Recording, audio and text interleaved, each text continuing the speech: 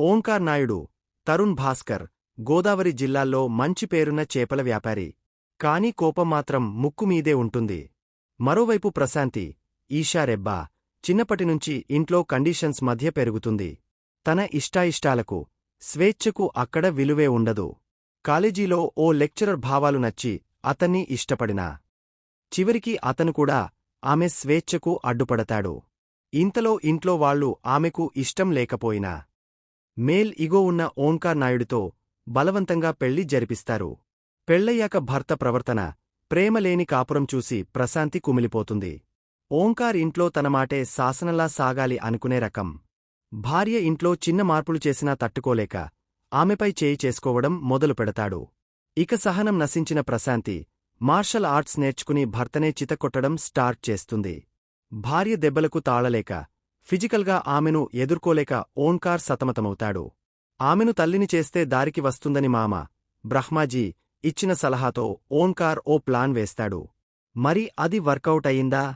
భర్తపై ప్రశాంతి తీర్చుకున్నది పగనా లేక ప్రేమనా? చివరకు వీరు కోర్టు మెట్లు ఎందుకు ఎక్కాల్సి వచ్చింది అనేది మిగిలిన కథ. మహిళా సాధికారత, సమానత్వం అనే బరువైన పాయింట్ని కామెడీ కోటింగ్ ఇచ్చి చెప్పే ప్రయత్నమే యో శాంతి శాంతి శాంతిన్హా. గోదావరి బ్యాక్ డ్రాప్లో కథ నడవడం, అక్కడి యాస, నేటివిటీ సినిమాకి ఫ్రెష్ లుక్ ఇచ్చాయి. ముఖ్యంగా మధ్య తరగతి కుటుంబాల్లో అమ్మాయిల పెంపకంపై ఉండే ఆంక్షలను దర్శకుడు చాలా నేచురల్గా, కళ్లకు కట్టినట్టు చూపించారు.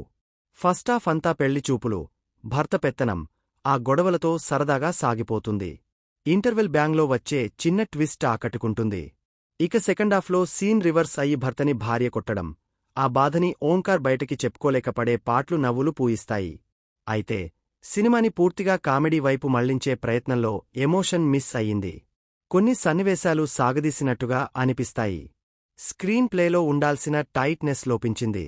అక్కడక్కడా వచ్చే కామెడీ సీన్స్ పర్వాలేదనిపించినా సినిమా మొత్తం ఆడియన్స్ని ఎంగేజ్ చేయడంలో విఫలమైంది. క్లైమాక్స్లో బ్రహ్మానందం ఎంట్రీ కాస్త రిలీఫ్ ఇచ్చినా ముగింపు హడావిడిగా ముగించేసిన ఫీలింగ్ కలుగుతుంది. క్యారెక్టర్స్తో ఎమోషనల్గా కనెక్ట్ కాలేకపోవడం ఈ సినిమాకి పెద్ద మైనస్.